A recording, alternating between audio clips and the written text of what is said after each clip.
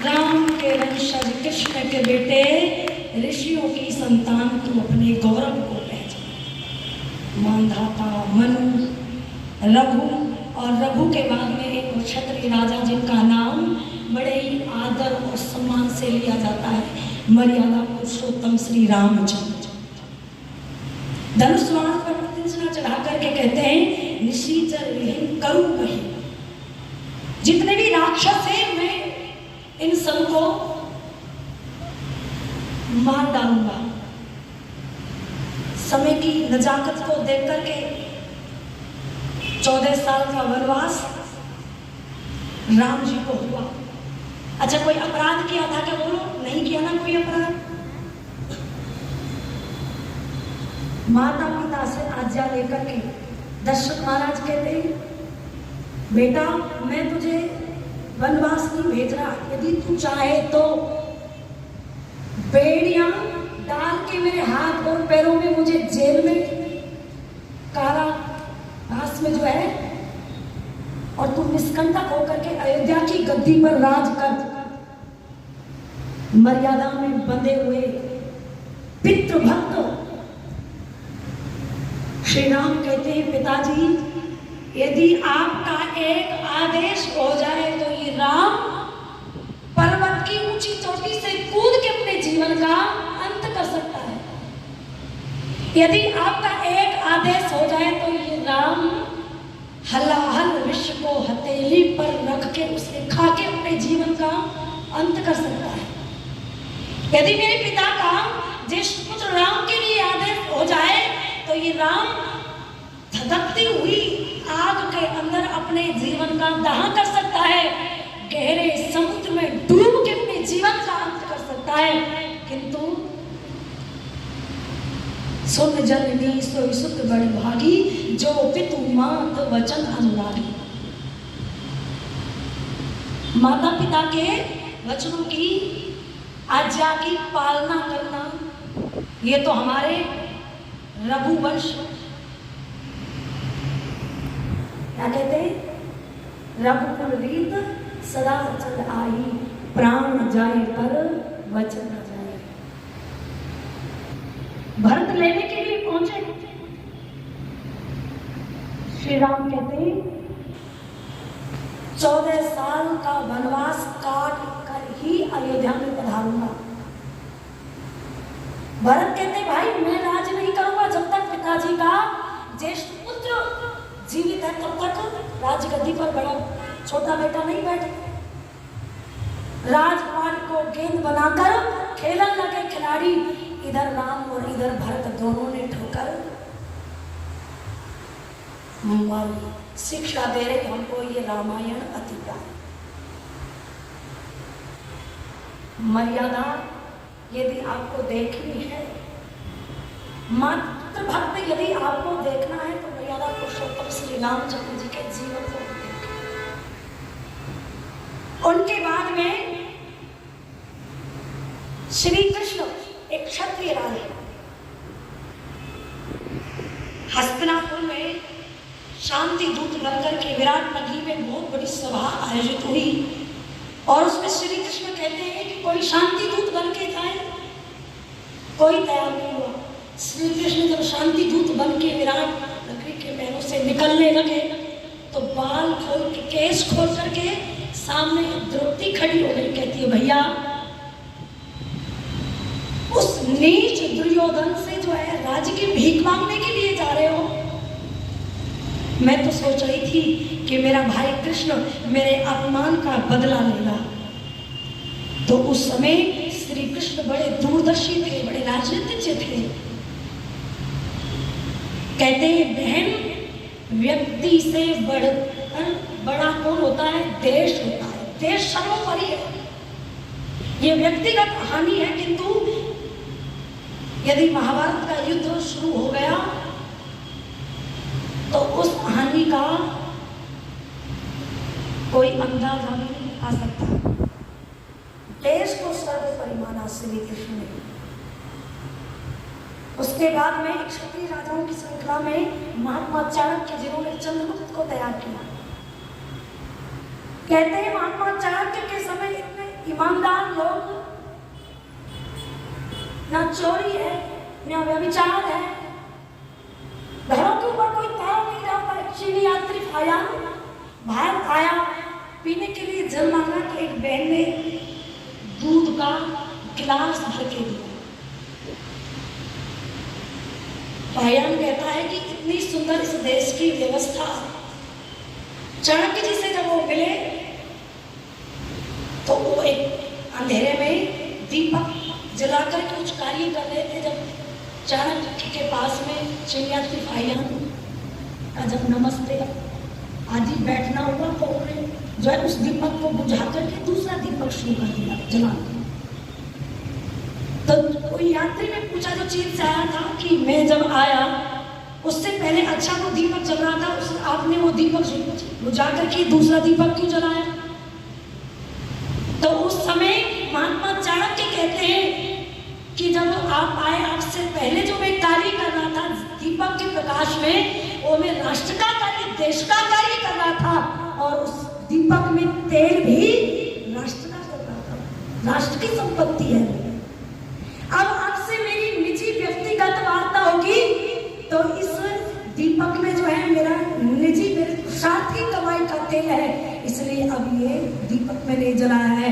अच्छा बताओ, आज के नेता सड़क की सड़क खा जाते कि नहीं खा जाते? कितनी ईमानदार लोग रहे होंगे उस समय।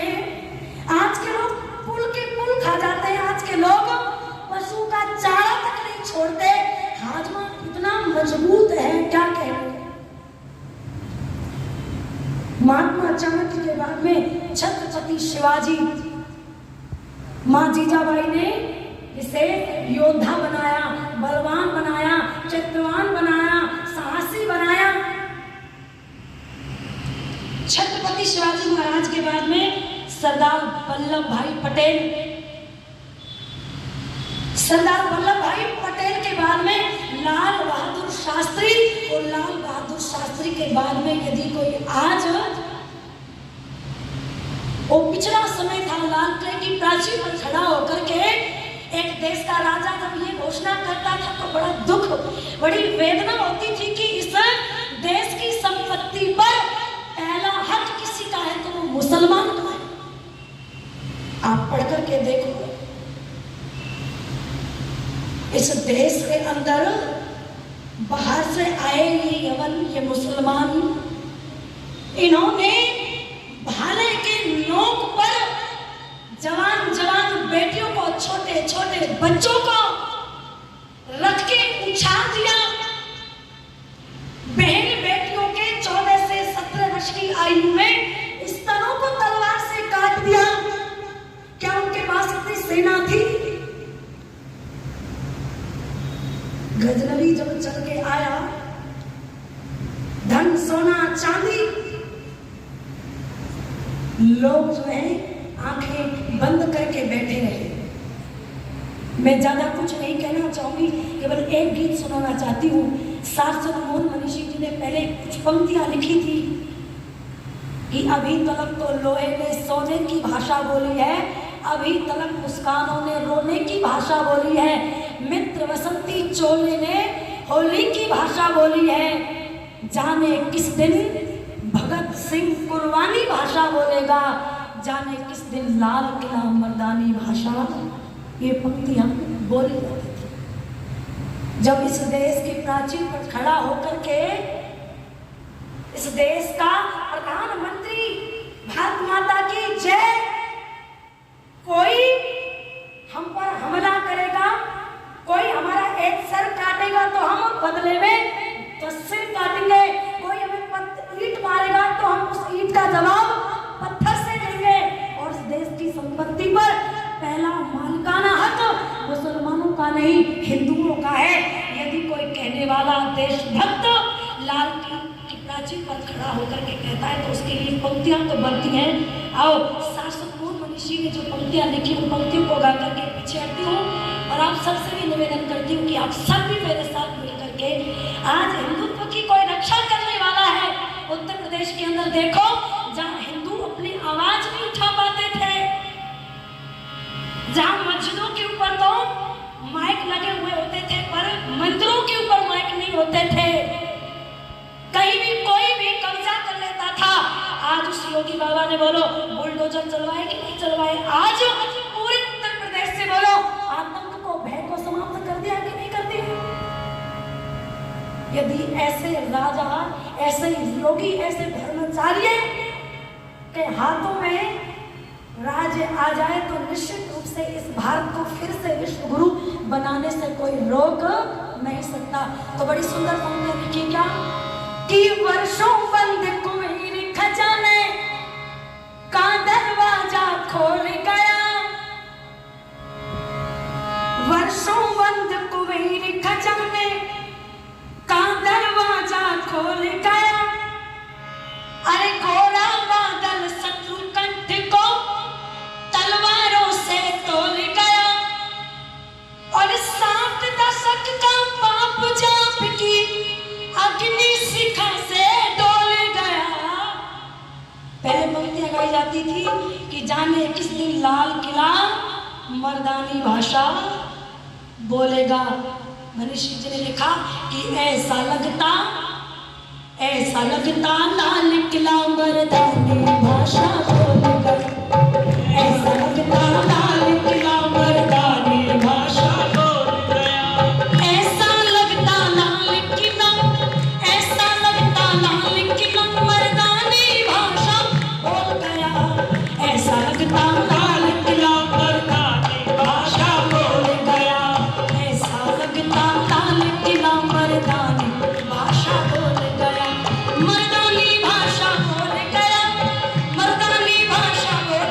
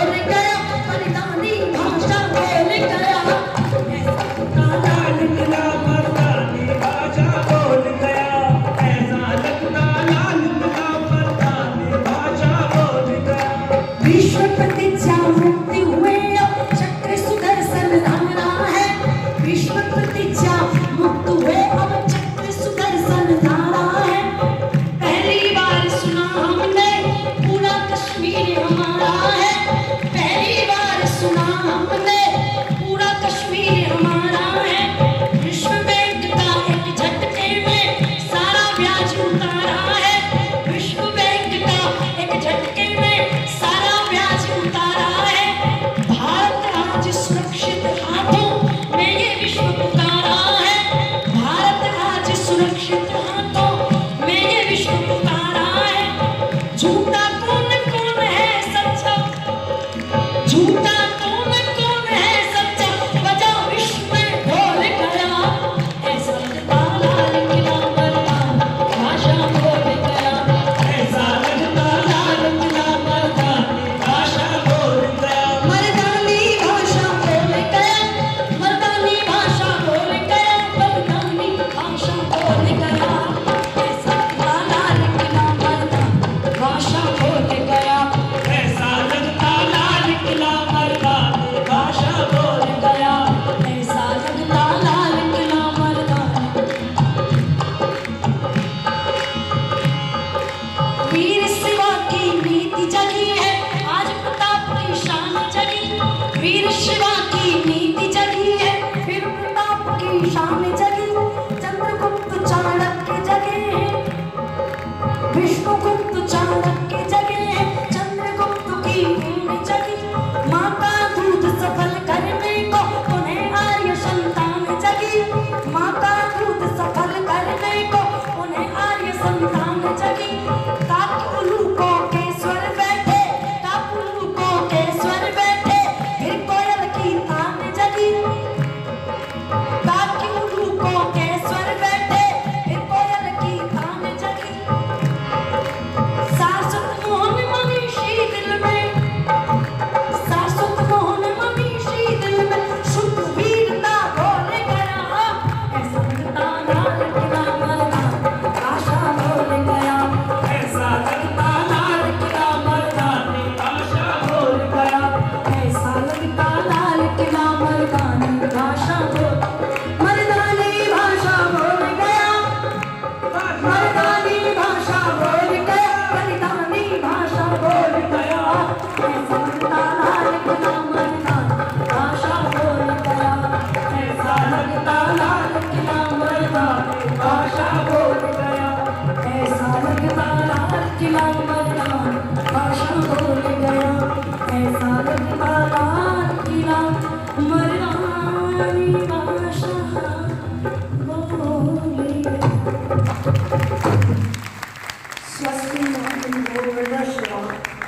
देश का राजा क्या हो, कल्याणकारी हो, जिस राजा के मस्तिष्क में प्रजा को लेकर के, देश को लेकर के उत्तम उत्तम नीतियां होती हैं, निश्चित रूप से वो देश उन्नति करता है। ये वेद का मंत्र है। एक छोटे से टुकड़े की जो है मैंने व्याख्या की है, अगला जो पूरा मंत्र है ना उसकी चर्चा फिर करेंगे। आप सबने बड़े धैर्य से सुना। आदरणीय हमारे कल्याणी जी के पिताजी, उनकी माता जी आई हुई है, तो बहुत बहुत धन्यवाद। अब आगामी कार्यक्रम स्वामी जी आपको सूचित करेंगे। बोलिए भारत